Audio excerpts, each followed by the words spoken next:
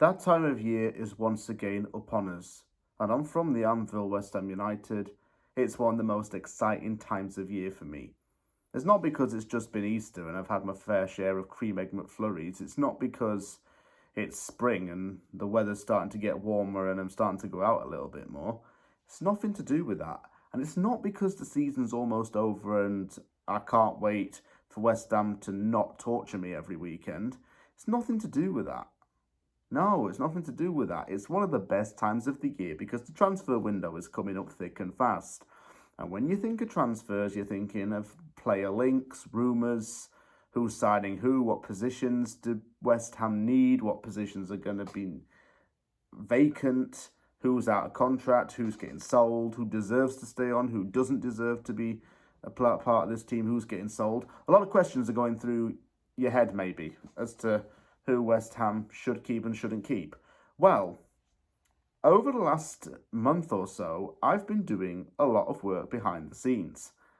And, well, I think you know where this might be going. If you watch my channel regularly, you know what I'm going to be showing to the screen in a minute. I have been looking at players for West Ham to sign. I compiled a list, and I posted it on Twitter. Look at the interactions on this. I pinned this to the top of my profile, and it's been very well received. The majority of players in this thread are actually players that I'm going to be talking about in this playlist. So the good thing is that you have that for reference and the videos are a more detailed explanation. So what am I doing? Well, after doing a lot of research, my own method of finding players for West Ham to scout, and because my mum asked me, where is the red book a few months ago, well, it's coming back, fellas. It's coming back, and I had to buy another one from Walmart because, like, it's almost completely out of pages. I think we got, like, one more playlist worth of pages, then I got to get another one. Yeah, this is like my sacred relic. A lot of top talents are featured in this book, you know, and I can't not, you know, give it away. Do you know what I'm saying? I can't give this book away. I can't lose this. This is treasured. Because I've been looking back through it a few times, and I've been looking at some of the players I got in here, and it is madness how ahead of the curve I am a lot of the times. People on Twitter Spaces think, oh yeah, how the hell does James watch some league in Korea? How the hell does James know about some player in Scotland or Turkey or whatever? I'll get onto that one day, but now's not the time. Just go back to where I was, and we'll get started on this month's and this playlist edition of Scout Report for summer 2024. West Ham needs to go hard as hell in this transfer window, and honestly, I've got this sorted, I think. I always say I do, but I claim I do. I've done more players than ever. I've been looking at more players to sign than ever, and I've compiled a list that's perfect for this window.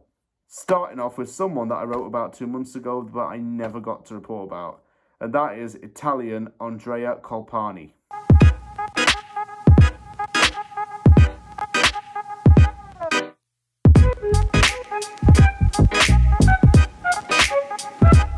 Andrea Colpani is kickstarting our scouting report videos for the summer of 2024.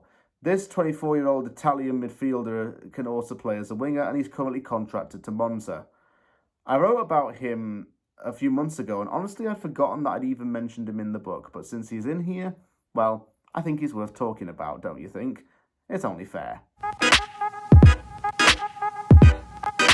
Colpani signed his first professional contract with Atalanta in 2018. He was still a teenager at the time. He joined Serie B side Trapao 1 year later on a loan and played in 34 games. In 2020, he moved to Monza on a 2-year loan, and he made the move permanent in 2022. During this loan spell, he played in 56 games and scored 6 goals. He has since scored 10 goals in 39 games. All information, by the way, is correct at the time of writing. He played for Italy in the 2019 Under-20 World Cup, and he played in 4 games. He's been compared to Javier Pastore, a player who was, in my opinion, not always given the same amount of respect as some of his Argentine compatriots. In fact, Colpani shows a lot of similarities to Pastore's style of play and has been nicknamed El Flaco.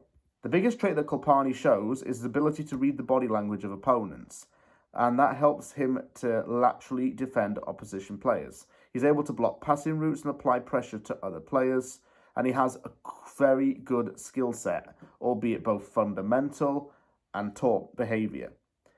He has technical prowess and ball control, and he can play very well in the number 8 role. With Lucas Paquetá set to leave West Ham over the summer, we need someone who can fill the number 8 role. Colpani's got the skill set, the technical ability, and the intelligence in games to be able to fill in a good midfield role. He might not be getting the amount of attention as other people in Italy are because him playing for Monza, a lesser-known club. However, I like the players who play for lesser-known clubs because you can sometimes get them in the rarest of places. And that's a big emphasis on From the Anvil. Raw talent, high production in rare places. Andrea Colpani kickstarts this edition of Scout Report, and it's my first name to consider.